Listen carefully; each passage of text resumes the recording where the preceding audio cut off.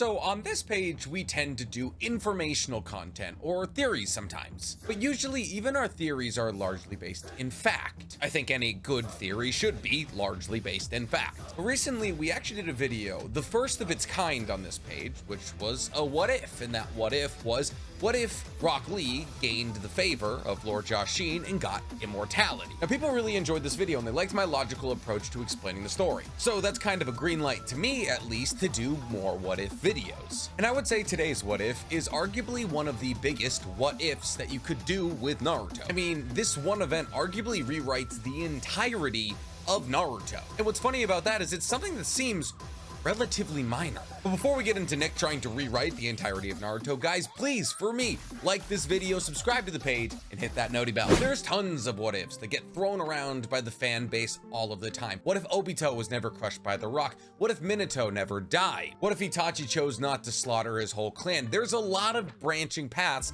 that could have been taken that just simply weren't in Naruto. But there's an event to me, technically an event we never truly see, that has a huge implication on the story of Naruto. I put a headband on. I don't like the way my forehead looks right now. This event is the election of the fourth Hokage. See, we all know that the fourth Hokage was Minato, right? He served for like 2 or 3 years. He forgets who the king of this household is. It's me. But what if I told you that Minato being elected as the fourth Hokage was one of the single most terrible things to ever happen to Konoha? Now, it's by far and away not Minato's fault he was elected the fourth Hokage, and he was actually an incredible choice to be the fourth Hokage. I would venture to say that he was even possibly the correct choice to be the fourth Hokage. But his election started a domino effect of very negative events. And this what if deals with the what if the other person who was up to run for the fourth Hokage ship was elected. Yes, the what if we're talking today is, what if Fugaku Uchiha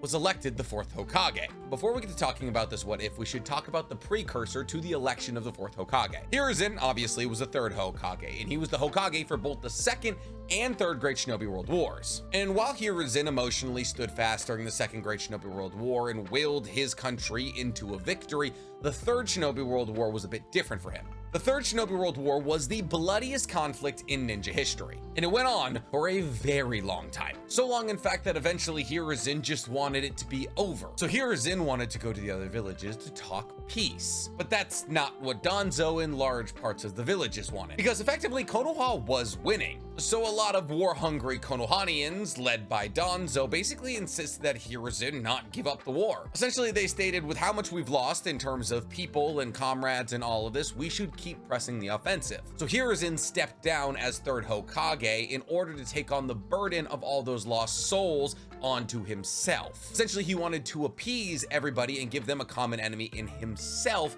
so Konoha could leave the war. I'm telling you, man, OG Hiruzen was a really good guy. Shippuden, I don't know what happened. Kishimoto just decided he didn't like Hiruzen anymore.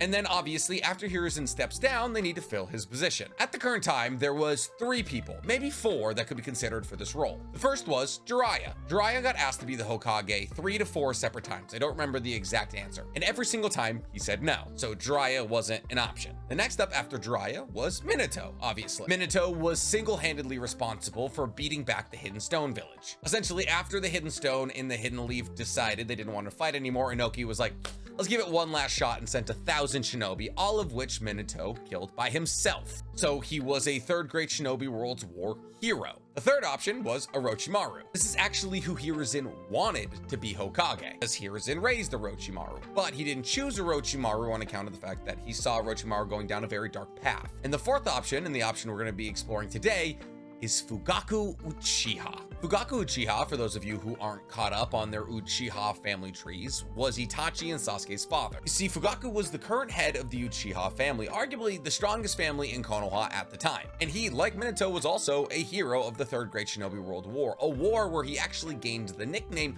Wicked Eye Fugaku. You see, at least in anime canon, Fugaku has a Mangekyo Sharingan. We never saw it in the manga, but we saw it in the anime. He tells Itachi he got it when he saw one of his friends die on the battlefield. So Fugaku is incredibly powerful. Is he solo 1,000 shinobi sent from the hidden stone powerful? We don't necessarily know. Today is not about power scaling Fugaku Uchiha, it's about wondering what the political implications would have been should he have been elected as the 4th Hokage. So now that the premise is set, let's get into the what if territory. Fortunately, actually, in terms of events in Naruto, this is a rather late one, which means a lot of things would be somewhat similar. Like the fact that the Uchiha would still be in charge of the police force. Tobirama was the person who assigned the Uchihas to control the police force. Now this was done both to keep them occupied and because Tobirama thought they would be really good at it, but something that wouldn't have happened is that the Uchihas wouldn't have been moved to the outskirts of the village. Basically every time we see the Uchihas, they're in their own little section of the village. And this was done by Hiruzen, well, more specifically Gonzo. They were moved because they were suspected to be the people behind Kurama being unleashed. But the thing is, if Fugaku Uchiha was elected as the 4th Hokage,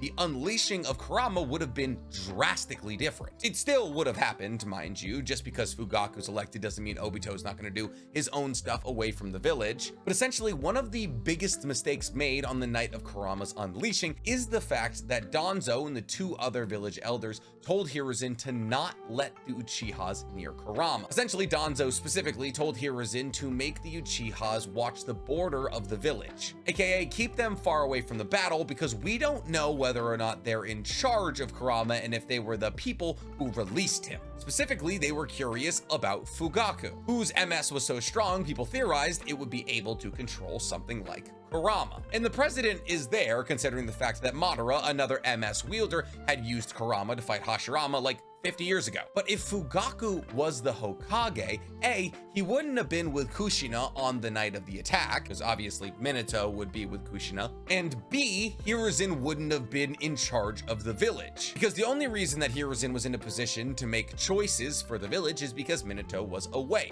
so Hiruzen became like pseudo Hokage. But Fugaku would have been in the office, and therefore Fugaku would have been like, no, I'm not doing this. Obviously, I'm right here. We're sending the Uchiha in to suppress the Nine Tails. And more likely than not, Fugaku would have gone himself. Obviously, Gonzo and the village elders would have been upset about this, but that's the Hokage. He can do what he wants. So the true difference in this night would have came in the fact that Minato would be fighting against Obito. That hasn't changed. But after Minato defeats Obito, he wouldn't have to go fight Kurama, because Fugaku and his Wicked Eye Sharingan and the rest of the Uchiha would be countering the Genjutsu placed on Kurama. In fact, it's not wild to assume that they would A, be able to undo the Genjutsu on Kurama, but B, place him under a new separate Genjutsu. Obviously, Obito's Genjutsu is almost Kotoa Matsukame level. But here's the thing about both Obito's Genjutsu and Kotoa Matsukame. Both can be broken out of relatively easily. As long as you see somebody is under that Genjutsu, either Koto or Obito's, you can break them out of it just like you would any other Genjutsu. We've seen this on both Yagura and Mifune. Then any other Uchiha with a Genjutsu specialization could have put Kurama under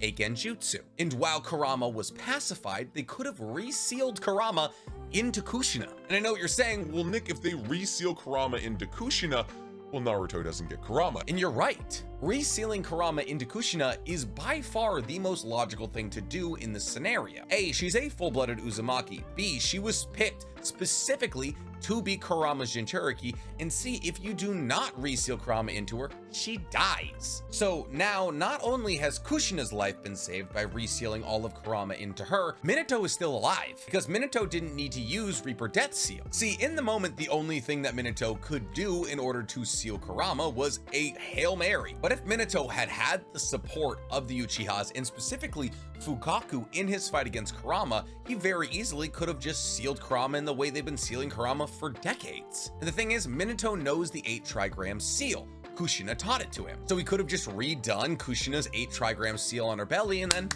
we're all good. But we're already way off course of the Naruto story. Naruto's not a Jinchuriki and both parents are alive. Hell, technically the only people who have died would be a fair amount of just kind of NPC villagers, but that's it. And even the amount of villagers that would have died would be significantly less than in the true Naruto storyline, because Kurama would be dealt with way quicker. So if the Uchihas are allowed to help in the battle against Kurama and they have an Uchiha in office, there would be significantly less Uchiha unrest. Here's the thing, I'm not going to talk about this storyline like all the Uchiha unrest would be gone, because it wouldn't be. Fugaku was widely beloved in the Uchiha clan, but the Uchiha unrest has been going since the formation of Konoha. Essentially, Madara was afraid that the Uchihas would slowly be suppressed within Konoha. And while in the beginning, everybody didn't agree with this take and essentially kicked Madara out, slowly but surely they realized it was happening to them. So all throughout the duration of the first, second, and third Hokage-doms, I guess, there was Uchiha unrest growing. Just getting a couple of things to go your way isn't gonna quell all of that. That being said, the coup would be on indefinite hiatus, which would mean that there would be no Uchiha massacre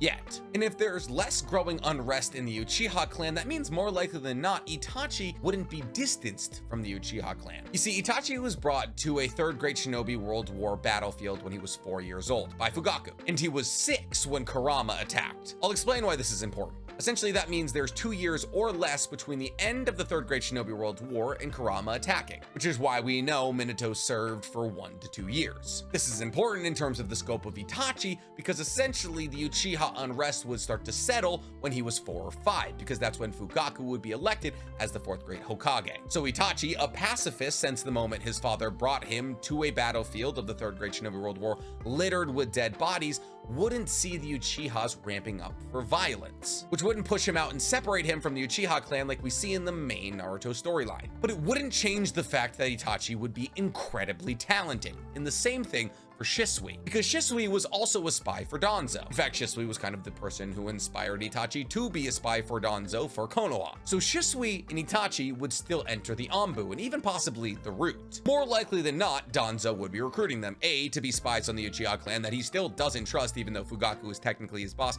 and B, because they're incredibly talented. And that brings us to talking about somebody who is not going to change at all if Fugaku is the Hokage, Danzo. You see, the Uchiha massacre is basically formulated by Danzo. He's the reason it happens. Danzo essentially used Kurama being unleashed on Konoha as a trigger to launch the Uchiha massacre. See, Danzo always wanted the Sharingan. He wanted to use it to increase his power and also to do research on it. But he also understood that the Uchiha as a clan were very powerful and therefore posed a threat to the Konoha hierarchy. Danzo knew if the Uchiha clan got together and fought against the hierarchy of Konoha, it would be a very bloody and very difficult battle for both sides. So he wanted them gone. But the problem is that the Uchiha unrest that he was stoking in order to get them to plan a coup is now tied down. And I know what you're saying, Well, Nick, Fugaku probably wouldn't support the Root. Fugaku would probably understand that Danzo was trying to axe his clan and basically cut all funding to it. But here's the thing, the Root has never needed Konoha. In fact, after the Uchiha massacre, when Hiruzen figures out it was Danzo who was the one who caused it,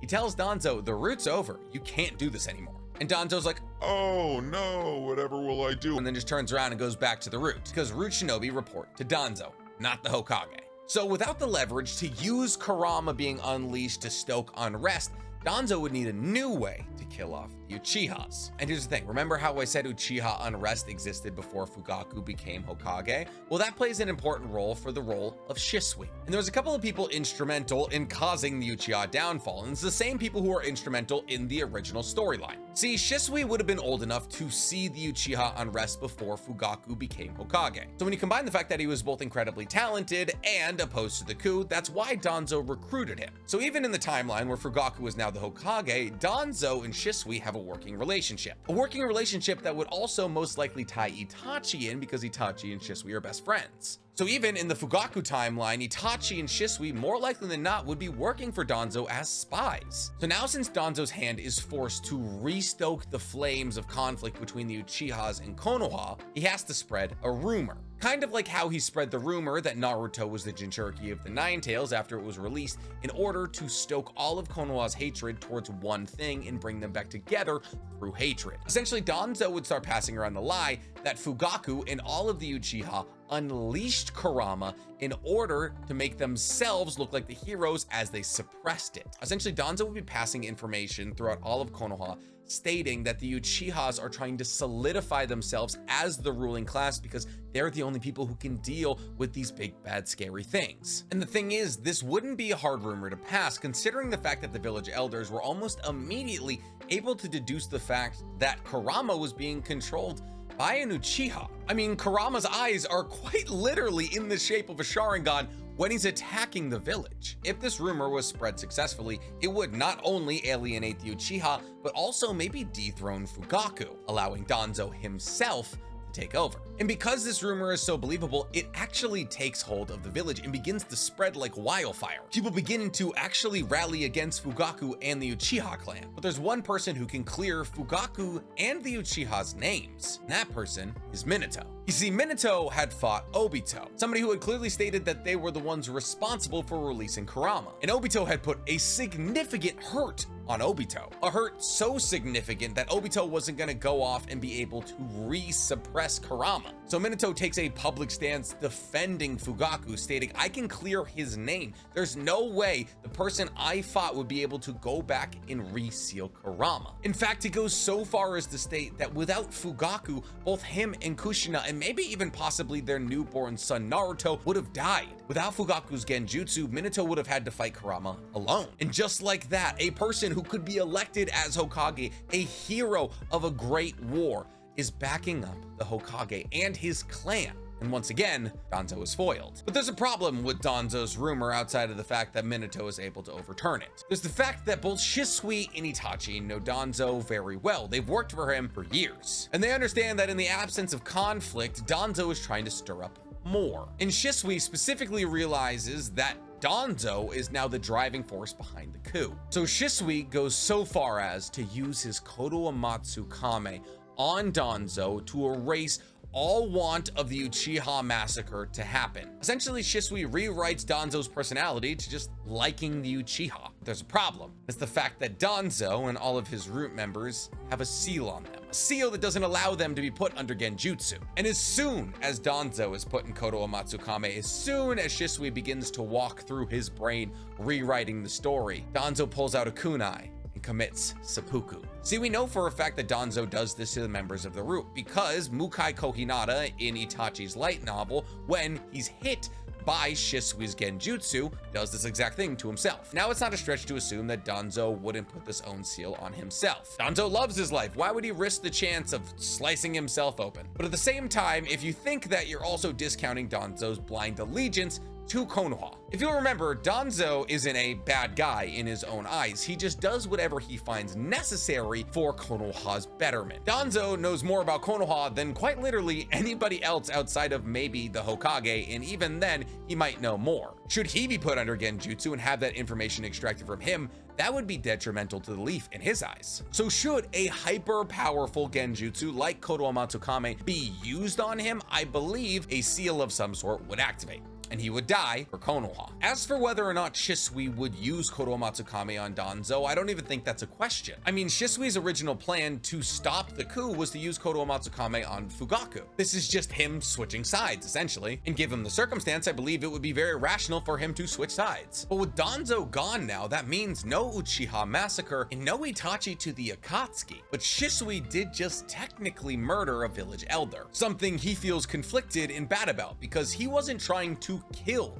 Gonzo, he was trying to rewrite his personality. So in his confliction, he goes to talk to Fugaku to either turn himself in or just get some kind of pat on the back. He doesn't know, essentially his handler for the entirety of his life in Gonzo is dead now. So when Shisui arrives at wherever Fugaku is, let's say his house with Itachi and Sasuke, he informs Fugaku of what's happened. Fugaku is surprised, and Itachi, who is listening to the meeting, is also surprised. Fugaku states it's essentially going to be hard to cover up the death of a village elder. And because you're an Uchiha, people are going to use that to vilify the entirety of Uchihas. And if I, as an Uchiha Hokage, defend you, a fellow Uchiha, in the murdering of somebody who's been defending the leaf for generations and was ardent about the Uchihas being dangerous, well, essentially, Gonzo will win. In death, Gonzo will have achieved exactly what he was looking for. So he tells Shisui, what we have to do is you have to become a missing nin. You gotta scrape a scratch through your headband. Shisui would essentially have to take Itachi's spot in the Akatsuki. And I know what you're saying. Once again, you're saying, Nick, How would they know about the Akatsuki? Obito wasn't there to be involved in the Uchiha massacre with Itachi, so Itachi wouldn't be able to relay about this organization to Hiruzen. the thing is, you're forgetting the fact that Jiraiya has been investigating the Akatsuki this entire time and relaying that information to the Hokage's office. So to assume that that information had been relayed to Fugaku at one point or another is not insane. So Fugaku grasps this opportunity and says, yes, you have to become a missing nin, and I understand what you did and I appreciate what you did, but I need you to become a spy in this organization called the Akatsuki. But why is Fugaku so wary of the Akatsuki? Right now, they're just a group of rogue ninja. Well, Fugaku and all of the Uchiha better than anybody understand that Kurama was under the genjutsu of a Sharingan. They were, after all, the ones who had to fight him and break him out of it. They know at this point a member of the Akatsuki has the Rinnegan, because obviously Jiraiya knew who Nagato was. There was also the information that Minato would have been able to pass along that the person he fought he suspected to have a Sharingan. So with these couple pieces of information cobbled together, Fugaku would be able to reason that the Akatsuki might be behind some of these hijinks. But regardless of what Fugaku was up to, the Akatsuki would still form. The wheels were put in motion for the Akatsuki in the Second Great Shinobi World War, so this has nothing to do with the Akatsuki forming. But Shisui would enter the Akatsuki. And just like Itachi, Shisui would be targeted by Orochimaru. And just like Itachi, Shisui would be able to use the genjutsu of the Sharingan to reverse the switching body process on Orochimaru. And then Orochimaru would flee the Akatsuki. But we actually have a while until we get to that point, so we'll hold off on it for a second. For the moment, we would essentially have Naruto being raised by both of his parents. And since Minato defended Fugaku so ardently, Minato and Fugaku would most likely be pretty close friends. And because Minato and Fugaku were close friends, Naruto and Sasuke would be raised in close proximity to each other. They would more likely than not become best friends. And not in the way that they're best friends in Naruto. Like, they would actually be like good friends. They would be like Choji and Shikamaru. And since Minato isn't the Hokage, he wouldn't have like a crazy amount of things to do. I mean, he would have missions occasionally, but he would be able to spend a good amount of time with Naruto and Kushina, which would mean he would be able to train Naruto, which would mean that at a relatively young age, Naruto would probably have mastered the Rasengan. And at a relatively little bit older age, he might have even mastered Flying Raijin. Because if you think about it, in both of their base forms, Naruto has significantly more chakra than Minato. And he was able to learn the Rasengan in what? A week? He wasn't even learning from the guy who created it. The same could be said for Sasuke, who would be able to be trained by Itachi. Obviously, Itachi would have a bunch of Anbu missions to go on and all of that, but also he would have Fugaku. And even if Itachi and Fugaku were both busy, he would also be surrounded by other Uchiha who could teach him how to use his Sharingan. But here's the thing. Because he didn't watch Itachi kill his entire family, he technically wouldn't have his Sharingan as early as he did. Now, instead, Sasuke would most likely awaken his Sharingan during the Land of Waves mission. This is assuming that Team 7 would be the same Team 7 if Fugaku became the Hokage. Which isn't insane, but it's also not that likely considering the fact that they combined Sasuke and Naruto because they had the highest and the lowest scores, and Naruto would have much higher scores if he had both of his parents. But for the sake of not complicating the story, let's just say they're on the same team. And then after the Konoha Crush arc, we obviously have the Chunin exams. You see, nothing would really change about the Chunin exams except for the fact that Orochimaru wouldn't really be there. You see, if all of the Uchiha are still alive and Itachi is still in the village, then he wouldn't be focusing on Sasuke. Orochimaru would have a plethora of easier Uchiha to pick off. So more likely than not, Sasuke would never get a curse mark. But outside of Orochimaru not giving Sasuke a hickey, the majority of the Chunin exams would go exactly the same as they did. Sasuke would still be able to use Chidori, and Naruto wouldn't have Kurama's chakra to bail him out of a lot of situations, but he would also be technically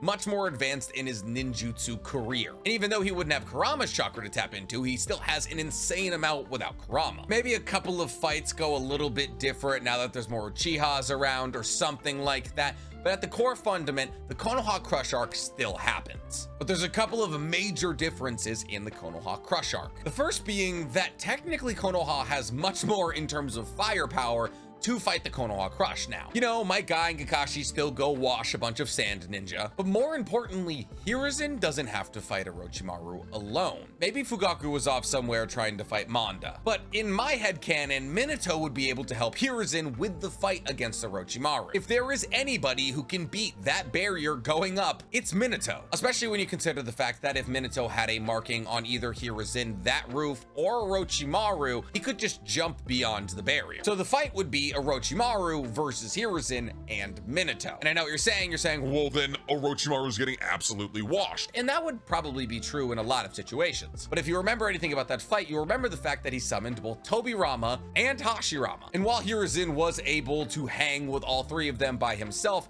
he was by no means winning. And while Hiruzen technically knows every jutsu of the leaf outside of Flying Raijin, he had no better way to seal Hashirama and Tobirama without using Reaper Death Seal. He didn't have Gaara's Sand, he didn't have Sai's Leaping Tiger Seal. He had one Fuin jutsu strong enough to seal Edo Tensai Kages, and that was Reaper Death Seal. So the way that I see this fight going is that Orochimaru summons Tobirama and Hashirama immediately. And obviously there's no third casket to rise because Minato's right over there. And Hiruzen decides to take on Hashirama and Tobirama, while Minato takes on Orochimaru. Obviously, Minato absolutely washes Orochimaru. But Hiruzen and Minato have no better way to seal Hashirama and Tobirama other than using Reaper Death Seal. They don't know that the only way that those two get erased is if Orochimaru releases them. They could kill Orochimaru and Hashirama and Tobirama would just still be there. And since they have tags in their heads, they would still be being controlled by Orochimaru. So Hiruzen still has to use Reaper Death Seal. But this time he only uses it on Tobirama and Hashirama.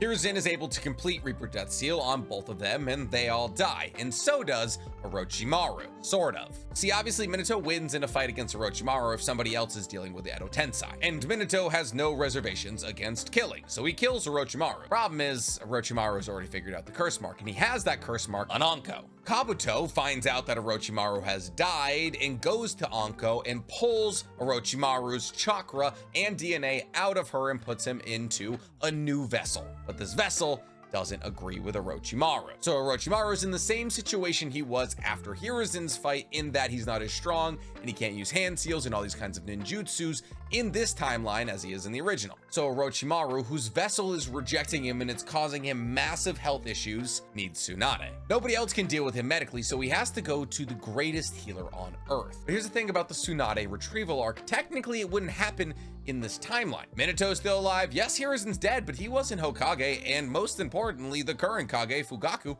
still alive. So the village has no real reason to look for Tsunade. Problem is, Orochimaru does. So Orochimaru finds Tsunade, and since she's still in the midst of her gambling and drinking saga with nobody to pull her out of it, the promise of bringing back both Dan and her little brother gets her to heal Orochimaru. There's no Naruto or Jiraiya there fighting for her honor and trying to get her to not heal Orochimaru. She was in the lowest of her lows at this time in her life, and the promise of seeing her loved ones again got her to heal Orochimaru. But after she heals Orochimaru and Orochimaru is gone, she hears about what Orochimaru did to the Hidden Leaf. Racked with guilt, she returns to the Hidden Leaf to heal those injured by Orochimaru in the Konoha Crush arc. So she's back in the Leaf, not as Hokage though. She's there to lead the hospital, essentially doing very important surgeries and just running the day-to-day, kind of like Sakura and Boruto. But we're not quite done with Orochimaru yet. You see, in the main storyline of Naruto, there was one plot point that never made a whole lot of sense to me. Orochimaru finds a child throughout his adventures, a child named Shin.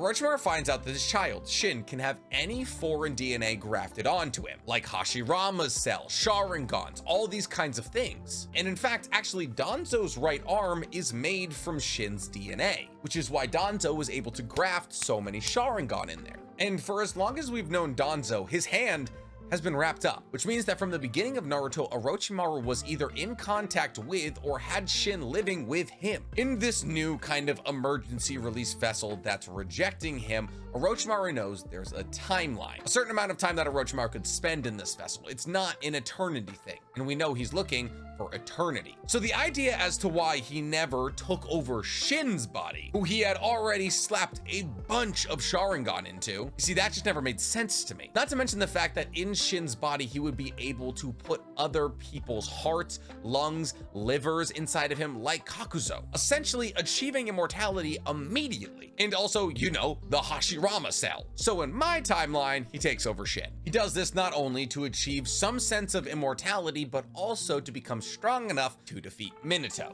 I mean, we all remember how angry he was about Hiruzen taking his arms. Minato killed him. I think a grudge like that would run pretty deep with Orochimaru. And just like how there's no Tsunade retrieval arc, there's also no Sasuke retrieval arc. Sasuke's happy. He's living in the village with his father, his mother, his brother's best friend. He's on a team with his best friend and maybe possibly a future lover because he wouldn't be such a shitty angst lord in my timeline. And just like that, we're ready for Shippuden. You see, there's nothing really stopping Shippuden from starting the same way. Orochimaru can still form Hebi or Taka. It would just be Jugo, Suigetsu, Karin, and I don't know, maybe another Uchiha. But also, like how we talked about earlier, essentially the formation of the Akatsuki wouldn't change at all. All members of the Akatsuki wouldn't be influenced by a different Hokage, outside of Sasori. Now, obviously, there will be minor changes all throughout Shippuden, and Shippuden is 500 episodes and most of it's filler, so I'm not going to talk about each minute difference. I'm mostly going to be focusing on individual characters here, specifically the Akatsuki. I understand that not all of Shippuden is the Akatsuki. There's some Naruto chasing Sasuke in there, there's some Naruto training in there, there's some introduction of Sai in there, but I'm going to be focusing on the Akatsuki because, let's be real, they're the most compelling part of Shippuden. Essentially, I'm going to go in order of the Akatsuki's deaths. So, Sakura versus Sasori.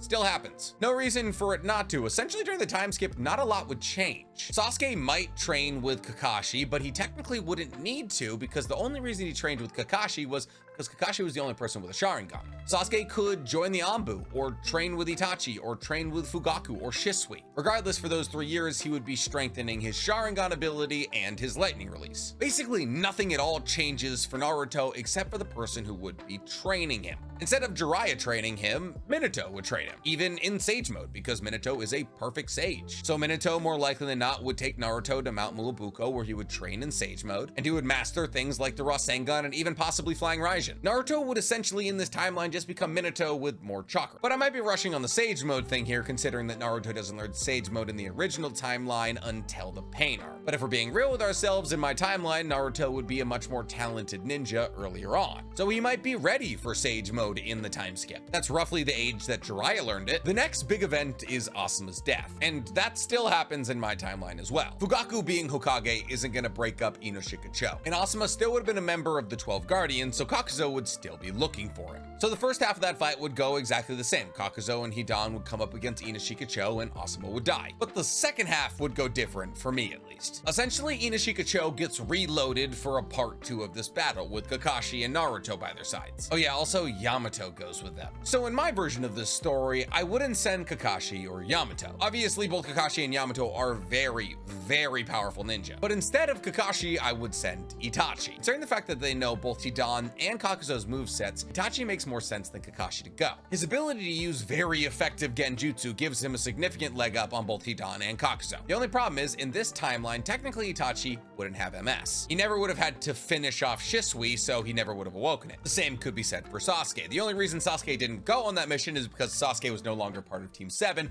but in my universe, he is. So it's Inoshika-cho, Itachi, Sasuke, and Naruto. And just like in the regular universe, they dogwalk him. Now, Deidara loses to Shisui in my universe.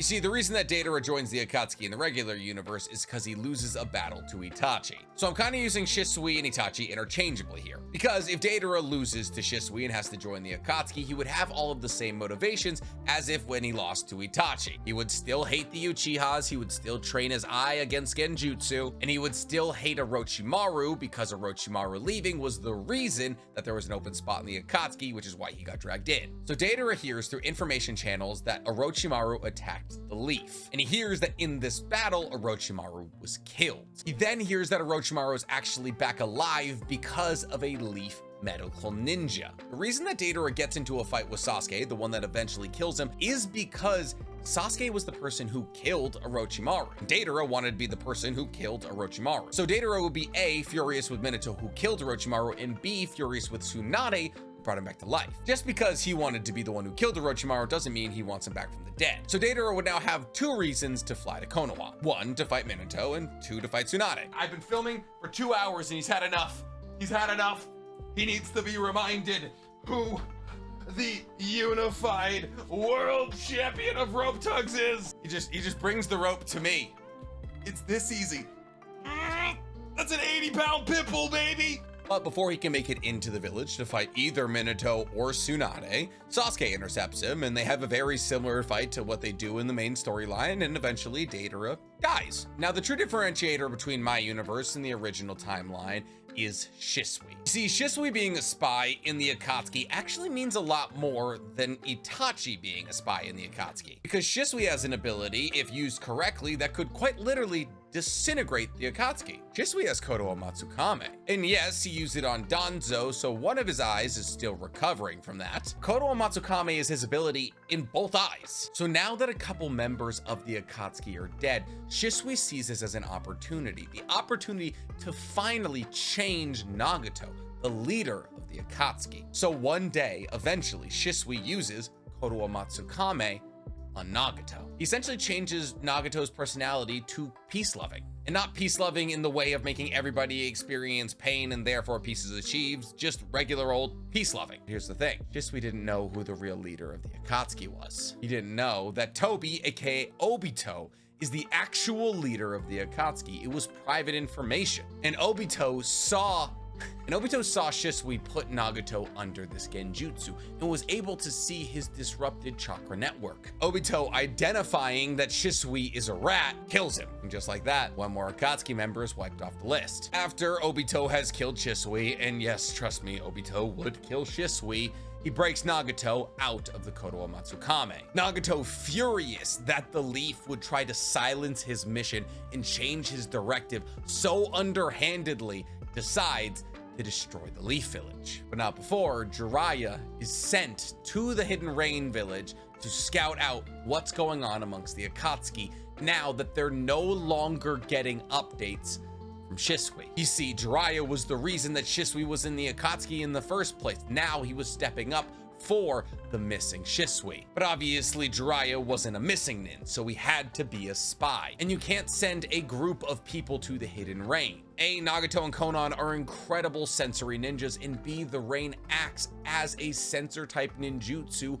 for Nagato. So multiple unfamiliar chakra signatures would send up red flags. This is why in the original timeline, Jiraiya being sent to the Hidden Rain alone was actually the correct choice. He technically wasn't there to fight Nagato, he was there to collect information. Just like in the original storyline, in my storyline, Jiraiya has to fight Nagato, and it doesn't go well for him. In fact, he dies. And while this upsets Naruto, it upsets Minato more. Minato was Jiraiya's student. Jiraiya was one of his best friends on Earth. So when Nagato pulls up to the Hidden Leaf to destroy it, it's not Naruto who takes the center stage. No.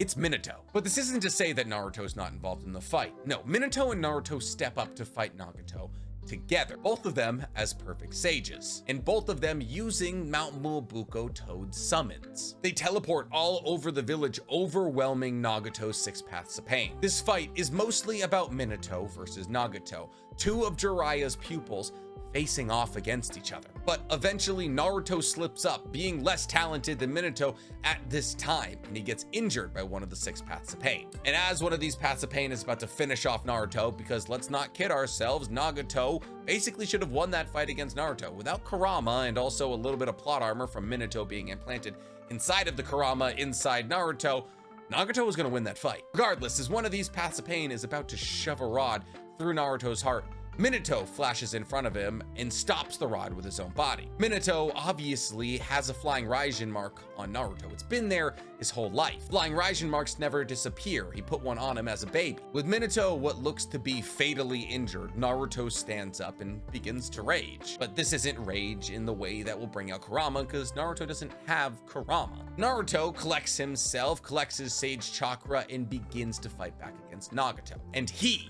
finishes the fight for his father. Tsunade is then rushed to the scene because she's in the village now. The rod is pulled out of Minato and his life is saved. But Naruto still has to go find Nagato. And he does it in the same way that he did it in the original storyline. He uses his Sage Mode sensory. And he talk no jutsus Nagato into bringing everyone back to life and killing himself. No more Nagato. Kisame versus Guy goes exactly the same way. There's no reason to rewrite that at all. and Konan still dies to Obito. And just like that, we're in the war arc, baby. At this point, Itachi is still alive, and actually doing pretty okay because he hasn't awoken his Mangekyo Sharingan, which significantly shortened his life. Obviously, he still has his chakra disease, but without spamming his MS every day to fight Jinchuriki, he got to live a lot longer. However, some of that's about to change because after he finds out about Shisui's death at the hands of Obito, he awakens his MS. Specifically, Obito actually drops Shisui's body in the Uchiha hideout as kind of a "I declare war upon you, my old clan" move.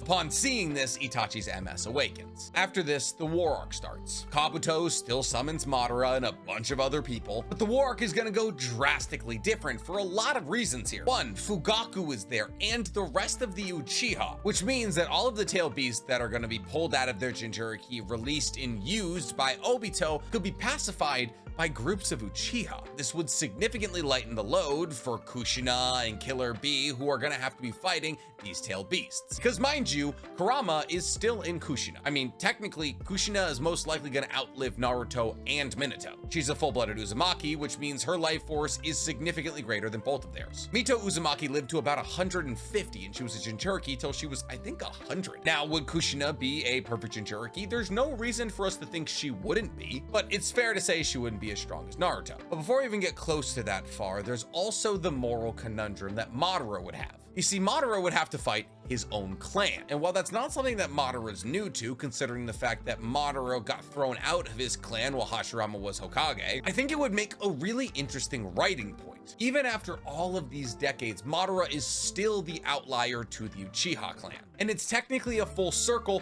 for the Uchiha clan because the sentiment of the Uchiha being suppressed by Konoha was started by Madara. To see the Uchiha rally against the physical manifestation of that ideal means that they feel accepted within the community. And obviously Madara is going to be able to run through the majority of your standard Uchihas. But in my version of the show, we get one of the coolest possible fights ever. Fugaku himself stands up to Madara, leader of the Uchiha to leader of the Uchiha, Mangekyo Sharingan against Mangekyo Sharingan. And in this fight, Fugaku dies. Seeing his father die actually makes Sasuke awaken the Mangekyo Sharingan. And while the rest of the Kage pour in to make up for Fugaku's loss and fend off Madara for a second, Sasuke holds his dying father in his arms. At this point that Fugaku tells Sasuke to take his eyes. This is because Fugaku is now looking at Sasuke's now bloodied Mangekyo Sharingan eyes. And Fugaku knows that if Sasuke takes his eyes, he'll get EMS. And so Fugaku dies in Sasuke's arms, and then Sasuke takes his eyes,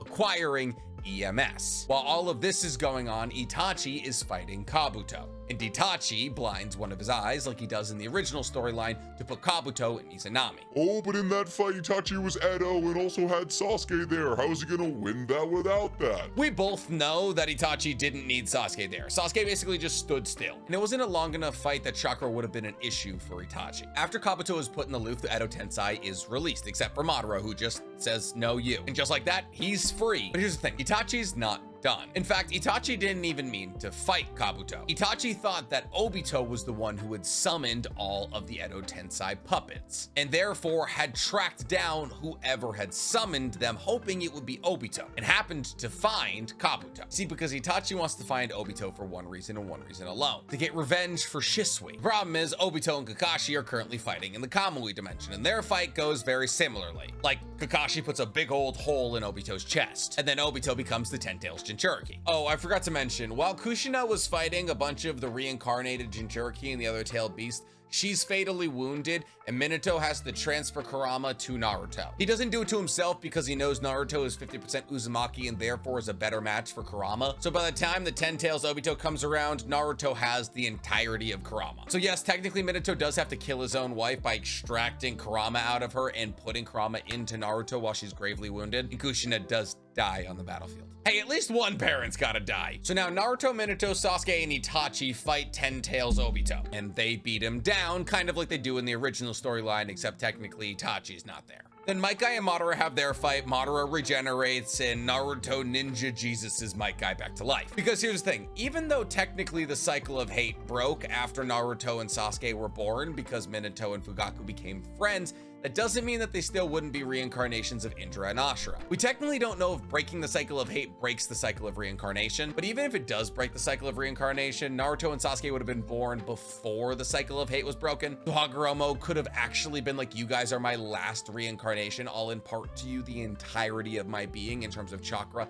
and dojutsu. And then when Madara becomes Kaguya, they get to seal Kaguya together. And then there's no final Valley fight because they're already homies. And that's it. That is the entirety of what I believe the timeline would be if one small thing was changed 20 years before the war arc. Do I think that making Fugaku Uchiha was the right thing to do in the moment in the Naruto timeline? Probably not. But in the grand scope of the timeline, that one small choice could have helped a lot. But what do you guys think? Do you guys think making Fugaku Uchiha would have saved a bunch of people's lives and made Konoha a much better place to live in? Tell me in the comments below. And while you're down there, please, from me, like this video, subscribe to the page, and hit that noti bell. Listen, I know everyone's gonna be like, wow, Nick spoke so highly of the Uchiha this video. In my universe, they're cool.